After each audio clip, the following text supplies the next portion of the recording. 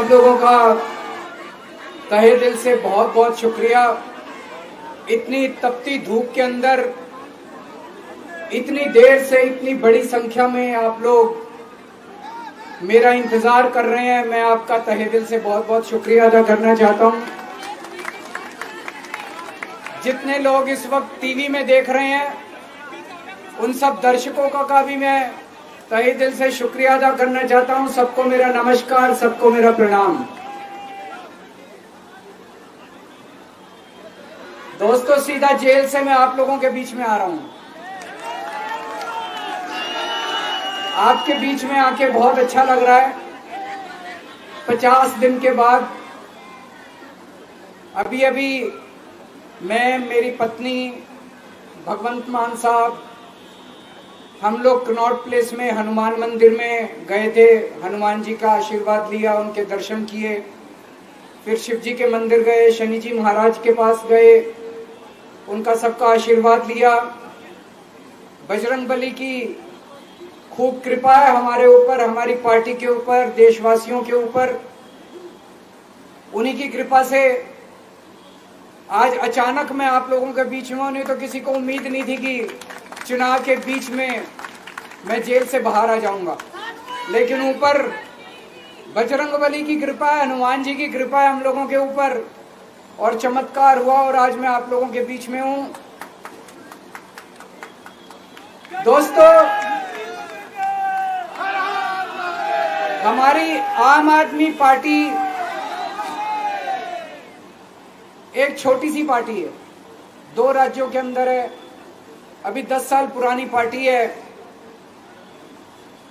हमारी पार्टी को कुचलने में, खत्म करने में प्रधानमंत्री जी ने कोई कसर नहीं छोड़ी। एक साथ हमारी पार्टी के 4 टॉप के नेता जेल भेज दिए एक साथ। अरविंद केजरीवाल, मनीष सिसोदिया, संजय सिंह, सतिंदर जैन।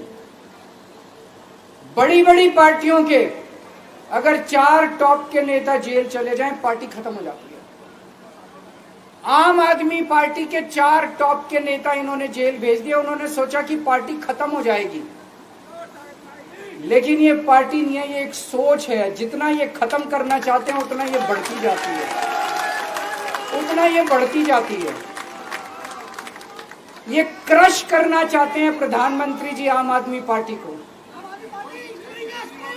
जो लोग मोदी जी से मिलने जाते हैं, वो कई लोग हमें भी जानते हैं, वो बाहर आके हमें बताते हैं कि आपके बारे में सबसे पहले मोदी जी से जो भी मिलने जाता है, सबसे पहले वो केजरीवाल की और आम आदमी पार्टी की 10 से 15 मिनट बात करते हैं। उनको कहते हैं कि आने वाले समय के अंदर आम आदमी पार्टी ही देश को भविष्य देने वाली है। वो खुद भी मानते हैं। इसीलिए वो चाहते हैं कि आज ही आम आदमी पार्टी को बढ़ने से रोका जाए, इनको कुचल दिया जाए। ये तानाशाही है। अगर उनको लगता है कि आम आदमी पार्टी आने वाले समय में बीजेपी को चैलेंज देने वाली है, आप अच्छे काम करो, आप देश को भविष्य दो। आज आपकी सरकार है केंद्र के अंदर, आप देश के लिए काम करोगे, आम आदमी पार्टी को कोई पूछेगा ही नहीं। लेकिन आप कुछ काम नहीं करो और आम आदमी पार्टी को कुचल दो, ये जनतंत्र नहीं है, ये इस देश की जनता पसंद नहीं करती। इन्होंने आम आदमी पार्टी को कुचलने में कोई कसर नहीं छोड़ी। छोटे से लोग हैं हम लोग, छोटी सी पार्टी है। 75 साल के अंदर इस कदर किसी पार्टी को और उसके नेताओं को प्रताड़ित नहीं किया गया जिस तरह से प्रधानमंत्री मोदी जी ने आम आदमी पार्टी को प्रताड़ित करने की कोशिश की है। मेरे को इन्होंने जेल भेज दिया। प्रधानमंत्री जी कह रहे हैं मैं भ्रष्टाचार से लड़ रहा हूं। देश के सबसे बड़े चोर, उचक्के और डकैतों को इन्होंने अपनी पार्टी में शामिल कर लिया। जिन लोगों को 10 दिन पहले मोदी जी कहते थे 70,000 करोड़ का इसने घोटाला कर दिया, थोड़े दिन के बाद उसी आदमी को अपनी पार्टी में शामिल करके किसी को डिप्टी सीएम बना देते हैं, किसी को मंत्री बना देते हैं और उनके सारे ईडी और सीबीआई के मामले खत्म कर देते हैं और कहते हैं मैं भ्रष्टाचार से लड़ रहा हूं। मैं मोदी जी को कहना चाहता हूं, भ्रष्टाचार से अगर लड़ाई लड़नी है तो केजरीवाल से सीखो। प्रधानमंत्री जी, भ्रष्टाचार के खिलाफ लड़ाई केजरीवाल ने लड़ी है। 2015 में जब दिल्ली में हमारी सरकार बनी थी, हमारे एक मंत्री का एक ऑडियो मेरे पास किसी ने व्हाट्सएप कर दिया। उस ऑडियो में मेरा मंत्री किसी दुकान वाले से 5 लाख रुपए मांग रहा था। किसी मीडिया वाले को नहीं पता था, विपक्ष को नहीं पता था, आप लोगों को याद होगा।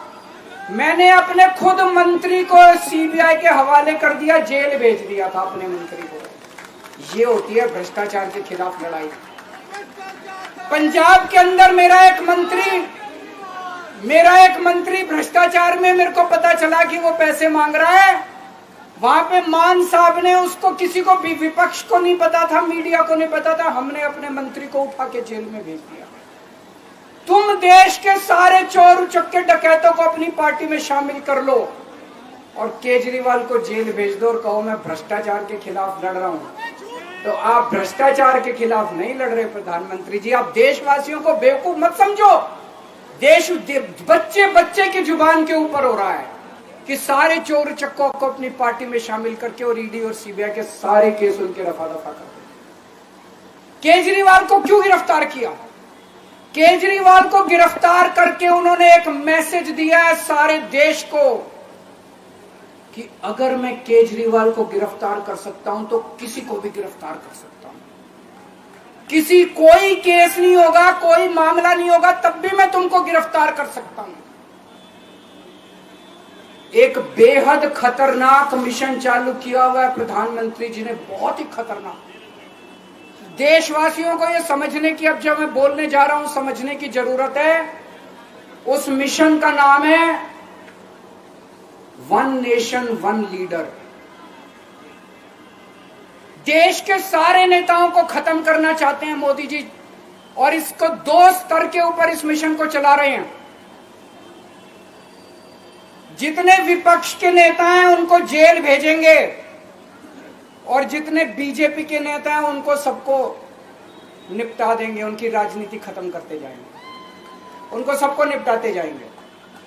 विपक्ष के अंदर आज इन्होंने मनीष सिसोदिया को जेल भेज दिया, संजय सिंह को जेल भेज दिया, सत्येंद्र जैन को जेल भेज दिया, केजरीवाल को जेल भेज दिया, हेमंत सोरेन को जेल भेज दिया, ममता दीदी के कई मंत्रियों को जेल भेज दिया, स्टालिन के कई मंत्रियों को जेल भेज दिया, केरला के सीएम के पीछे पड़े हैं।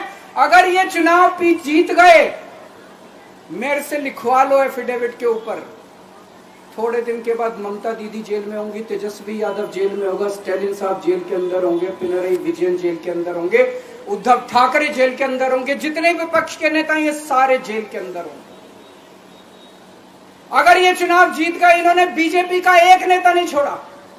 आडवाणी जी की राजनीति खत्म कर दी इन्होंने, मुरली मनोहर जोशी की राजनीति खत्म कर दी, सुमित्रा महाजन की, शिवराज सिंह चौहान जिसने मध्य प्रदेश का चुनाव जीत के दिया इन लोगों ने, शिवराज सिंह चौहान ने उसको मुख्यमंत्री नहीं बनाया, उसकी राजनीति खत्म कर दी। वसुंधरा राजे की राजनीति खत्म कर दी इन्होंने, खट्टर साहब की राजनीति खत्म कर दी, डॉक्टर रमन सिंह की राजनीति खत्म कर दी। अब अगला किसका नंबर है? योगी आदित्यनाथ। अगर ये चुनाव जीत गए, मेरे से लिखवा लो, 2 महीने के अंदर उत्तर प्रदेश का मुख्यमंत्री बदल देंगे। योगी आदित्यनाथ की राजनीति खत्म करेंगे, उनको भी निपटा देंगे। यही तानाशाही है दोस्तों। वन नेशन वन लीडर ये चाहते हैं, एक ही तानाशाह इस देश के अंदर बचेगा, एक ही तानाशाह इस देश के अंदर बचेगा। हमारा देश बहुत महान है, 4000 5000 साल पुराना हमारा देश है। इसके पहले पिछले 4000 साल में कई मौके आए जब इस देश के ऊपर तानाशाहों ने कब्जा करने की कोशिश की, लेकिन हमारे देश के लोगों ने उन तानाशाहों का तख्ता उखाड़ के फेंक दिया। जब जब हमारे देश में ऐसा मौका आया कि तानाशाह ने हमारे देश के ऊपर कब्जा करने की कोशिश की, इस देश की जनता ने उसका तख्ता उखाड़ के फेंक दिया। आज एक तानाशाह इस देश से जनतंत्र खत्म करना चाहता है। आज एक तानाशाह इस देश से लोकशाही खत्म करना चाहता है। मैं पूरे तन मन धन से लड़ रहा हूं, संघर्ष कर रहा हूं उस तानाशाह के खिलाफ। 140 करोड़ लोगों का साथ चाहता हूं मैं। मेरे अकेले के करने से नहीं होगा। 140 आज मैं आप लोगों से भीख मांगने के लिए आया हूं। 140 करोड़ लोगों से 140 करोड़ लोगों से भीख मांगने के लिए आया हूं। मेरे देश को बचा लो, मेरे भारतवर्ष को बचा लो, मेरा भारत बहुत महान है। इस तानाशाही से बचा लो मेरे दोस्त, मेरे देश को।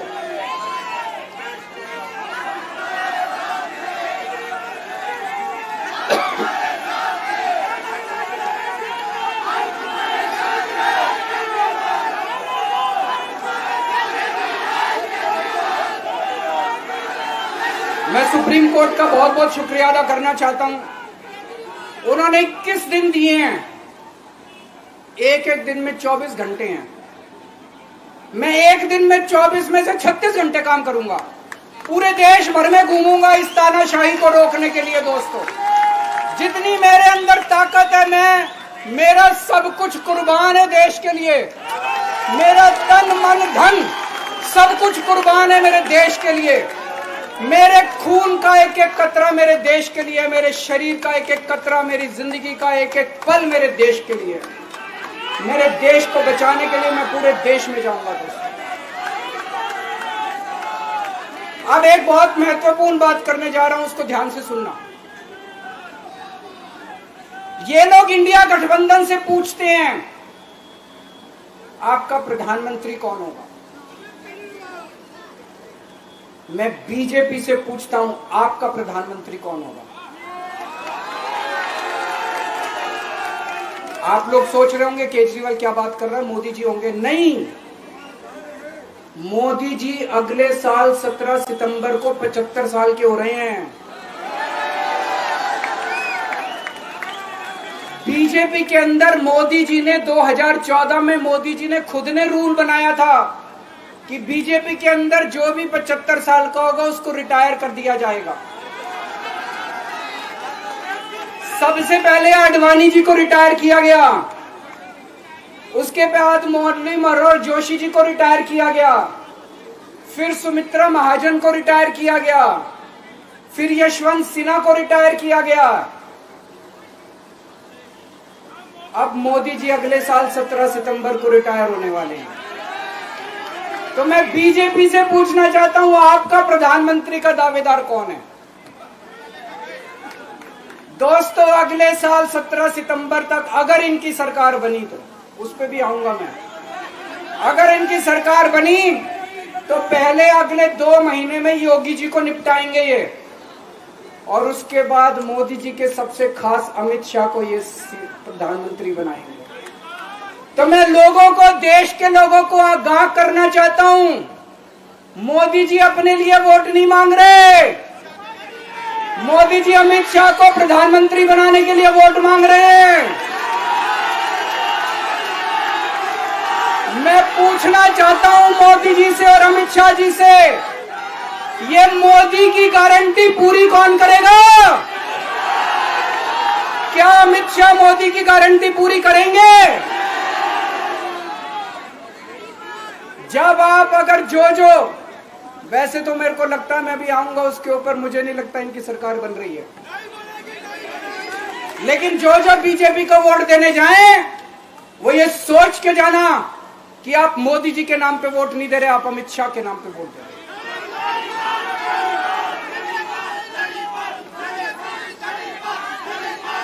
अब एक खुशखबरी है आप लोगों के लिए, अब एक खुशखबरी है। सबको बता देना जो मैंने बातें कही है, बड़ी सोच समझ के कही है।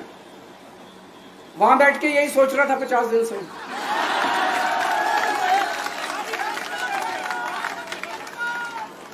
दोस्तों, पूरे देश के मेरे को बाहर निकले हुए 20 घंटे हो गए।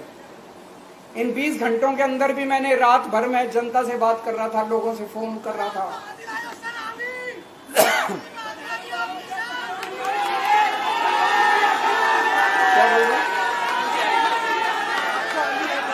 को आंधी आई थी।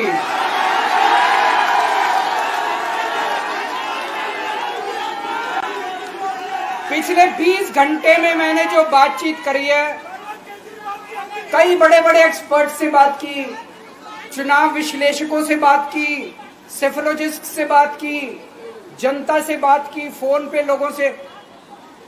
मेरा अपना आकलन है कि 4 जून के बाद इनकी सरकार नहीं बन रही, मोदी सरकार नहीं बन रही। दोस्तों, अगर मैं गलत हूं तो मेरे को बताना। हरियाणा में इनकी सीट कम हो रही है, राजस्थान में कम हो रही है, कर्नाटक में कम हो रही है, दिल्ली में कम हो रही है, बिहार में कम हो रही है, महाराष्ट्र में कम हो रही है, कर्नाटक में कम हो रही है, बंगाल में कम हो रही है, झारखंड में कम हो रही है। बढ़ कहां रही है? यूपी में कम हो रही है, बढ़ कहां रही है? बड़े एक भी जगह इनकी सीटें नहीं बढ़ रही हैं। मेरा अपना मानना है, और सट्टा बाजार में भी जो चल रहा है, इनकी 220 से 230 के बीच में सीट आ रही है, उससे ज्यादा सीट नहीं आ रही। मोदी सरकार नहीं बन रही है, केंद्र में इंडिया गठबंधन की सरकार बन रही है। आम आदमी पार्टी उस सरकार का हिस्सा होगी। दिल्ली को पूर्ण राज्य दिलाएंगे। दिल्ली का एलजी लोगों का एलजी होगा, दिल्ली का एलजी दिल्ली वालों का एलजी होगा। गुजरात से आया हुआ है अभी, दिल्ली के लोगों का एलजी होगा, दिल्ली के लोगों का विकास होगा। एक और पॉइंट है, जब मैं जेल के अंदर था तो कुछ लोगों ने यह मुद्दा उठाया, केजरीवाल सीएम पद से इस्तीफा क्यों नहीं देता। दोस्तों, केजरीवाल को कभी किसी पद का लालच नहीं हुआ। मैं अब मंत्री, मुख्यमंत्री, प्रधानमंत्री ये सब बनने नहीं आया। इनकम टैक्स में कमिश्नर की नौकरी करता था। कमिश्नर की नौकरी छोड़ के दिल्ली की झुग्गियों के अंदर 1 नहीं, 2 नहीं, 3 नहीं, 10 साल तक मैंने दिल्ली की झुग्गियों के अंदर काम किया है, सुंदर नगरी और नंद नगरी की झुग्गियों के अंदर, इनकम टैक्स कमिश्नर की नौकरी छोड़ के। जब मेरे को दिल्ली की जनता ने पहली बार सीएम बनाया, असूलों के ऊपर 49 दिन के अंदर सीएम पद से इस्तीफा दे दिया था। एक चपरासी की नौकरी कोई नहीं छोड़ता। सीएम बनने के लिए लोग अपना दायां हाथ कटाने के लिए तैयार होते हैं। मैंने खुद से अपने आप सीएम की कुर्सी को लात मार दी थी 49 दिन के अंदर। मेरे लिए सीएम पद इंपॉर्टेंट नहीं है। आज मैंने सीएम पद से इस्तीफा क्यों नहीं दिया जेल जाने के बाद? दोस्तों, पिछले 75 साल में भारतवर्ष में इतने राज्यों के चुनाव हुए, इतने राज्यों के चुनाव हुए, दिल्ली के अंदर सबसे ऐतिहासिक बहुमत से आम आदमी पार्टी जीती। 55-56% वोट, एक बार 67 सीट, एक बार 62 सीट। इतने भारी बहुमत से आज तक कोई राज्य की सरकार 75 साल में नहीं जीती। इतने भारी बहुमत से जीतने के बावजूद झूठा केस, अब उनको पता है वो हमें हरा नहीं सकते दिल्ली के अंदर। उन्हें पता है अगले 20 साल तक दिल्ली में आम आदमी पार्टी को कोई नहीं हरा सकता। तो उन्होंने एक षड्यंत्र रचा, राजनीतिक षड्यंत्र रचा। केजरीवाल को झूठे केस में जेल भेज दो, केजरीवाल को इस्तीफा देना पड़ेगा, केजरीवाल की सरकार गिर जाएगी। उन्होंने ये षड्यंत्र रचा। मैंने कहा मैं भी इस्तीफा नहीं दूंगा। तुम अगर जनतंत्र को जेल में कैद करोगे तो जनतंत्र जेल से चला के दिखाएंगे। दोस्तों, सरकार भी जेल से चला के दिखाएंगे। कतई इस्तीफा, तुम्हारे ट्रैप में फंसने वाले नहीं हम। ये अगर हेमंत सोरेन साहब को भी इस्तीफा नहीं देना चाहिए था, जेल से सरकार चलानी चाहिए। अगर हमने इस्तीफा दे दिया, ये तो बड़ा अच्छा इनके लिए। जिस राज्य के अंदर ये चुनाव हारेंगे उसके मुख्यमंत्री को पकड़ के जेल में डाल दो, सरकार गिरा दो। उसके मुख्यमंत्री को पकड़ के जेल में डाल दो, सरकार। आज मैं अगर दिल्ली की जेल के अंदर रह के दिल्ली की जेल से इस्तीफा नहीं दे रहा, वो इस तानाशाही के खिलाफ संघर्ष कर रहा हूं, इसको समझ लेना। केजरीवाल को किसी पद का लालच नहीं है। सीएम तो 100 सीएम की कुर्सी देश के नाम कुर्बान हो गई। मुझे पता चला मेरे जेल जाने से बहुत लोग भावुक हुए, खासकर मेरी माँ, बहनें, महिलाएं बहुत रोई, कईयों ने बहुत मन्नतें मांगी। मैं सबका बहुत बहुत शुक्रिया अदा करना चाहता हूं जिन लोगों ने अपनी दुआएं, करोड़ों लोगों ने अपनी दुआएं भेजी हैं। पूरी दुनिया भर से करोड़ों लोगों ने दुआएं भेजी। उन्हीं के आशीर्वाद का कमाल है कि आज मैं आप लोगों के बीच में हूं। आप लोग सब लोग सुखी रहें, देश खूब तरक्की करे, फले फूले, आप सब लोग खूब खुश रहें। ऐसे